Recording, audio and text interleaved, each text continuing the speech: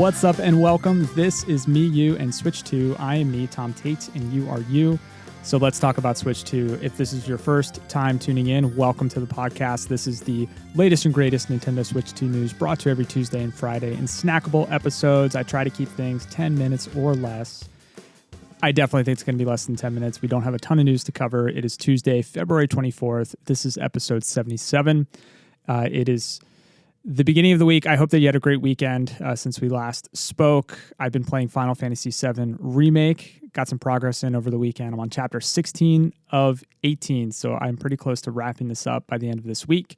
It is running great on Switch. It looks beautiful. I'm also playing the OG Final Fantasy VII on Steam Deck. I'm using the new translation that released last year, so it's a new fan translation. Some deleted content added back to the game. I've been doing that like chapter for chapter. So I'll do a chapter of OG and then play that chapter in Remake, kind of compare the two. It's been a lot of fun. Really fantastic game. It's only $40. I'm sure it'll go on sale eventually. So if you haven't experienced this game, definitely keep a lookout. Not a ton of news again. As I mentioned the past couple of days, there is a Nintendo Treehouse presentation later today. It'll start at 2 p.m. Pacific, 5 p.m. Eastern. This is going to feature hands-on gameplay for Super Mario Bros. Wonder Nintendo Switch 2 Edition, plus meet up in Bella Bell Park.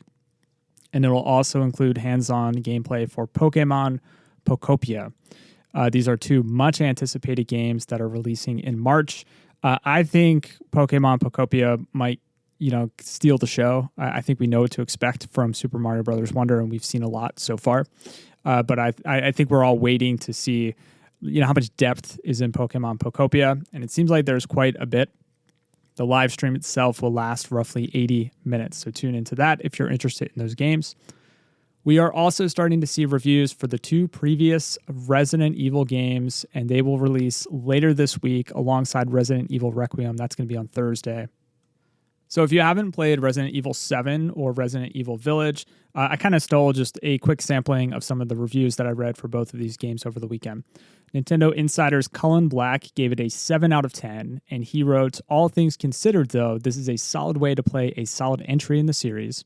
Capcom learned a lot from this game, with the experiments made iterating on in all future entries." Nintendo Life's Ollie Reynolds gave it a 9 out of 10. The subheading is a survival horror masterclass free from cloud prison. And he wrote, "Just in case you need yet another reminder of how old you're getting, Capcom first revealed Resident Evil 7 Biohazard all the way back in June 2016, almost a decade ago. Following its release in 2017 and a rather unsavory cloud port on the Switch in 2021, Nintendo fans can finally experience Capcom's soft reboot on Switch 2 natively, and it's excellent." So Ollie is obviously referring to the cloud ports that released on the original Nintendo Switch. So this was, you're basically streaming the game and it's running on servers somewhere else. And those cloud ports did not perform well. I think the Kingdom Hearts games also had some type of cloud versions. They also had performance issues. I mean, unless you had stellar Wi-Fi connections, and even then, you would get stuttering gameplay, and it very frankly could be unplayable. So Ollie's Joys, a stunning survival horror experience. First-person perspective adds another level of tension and dread. All DLC content available from the start. Gorgeous visuals in docked and handheld. Consistent 60 frames per second performance and brisk load times. The con, no upgrade path for cloud version owners. Nintendo World reports Alex Arona gave the game a 9 out of 10. Pros, horrifying in all the right ways, performs great on Switch 2, and the con, shorter runtime. So next up, we have its sequel, Resident Evil Village. This was the last mainline Resident Evil game that was released before Requiem. Nintendo Insider's Cullen Black gave this one an 8 out of 10.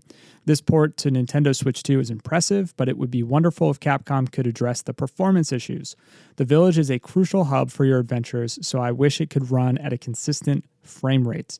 The game is just a bit too ambitious for the Switch 2, but remarkably, it doesn't sacrifice resolution as much as I expected. So, Cullen had some issues with some of the performance in this particular area of the game. Nintendo Life's Ollie Reynolds gave it a 7 out of 10. I still very much recommend playing Village.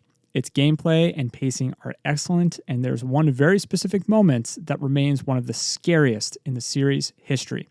When compared to Resident Evil 7's superb story and the wider franchise lore, however, Village is a bit of a narrative anomaly that I'm not convinced will stand the test of time. So the joys for Resident Evil Village successfully evolves Resident Evil 7's first-person gameplay, but the third person is also available if you wish. Exceptionally well-paced, varied enemies and environments throughout, contains one of the scariest moments in series history. And the cons, story and characters are a little throwaway, the Mercenaries mode isn't as good as previous installments, performance takes a hit in handheld mode.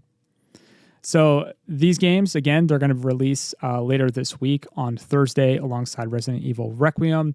I forget the pricing for all these, but I know if you buy all three, you save the most. So if you are sitting on a lot of cash and you're willing to spend it on 3 Resident Evil titles, that's the way to go. Otherwise, I'm sure these will go on sale as well, too.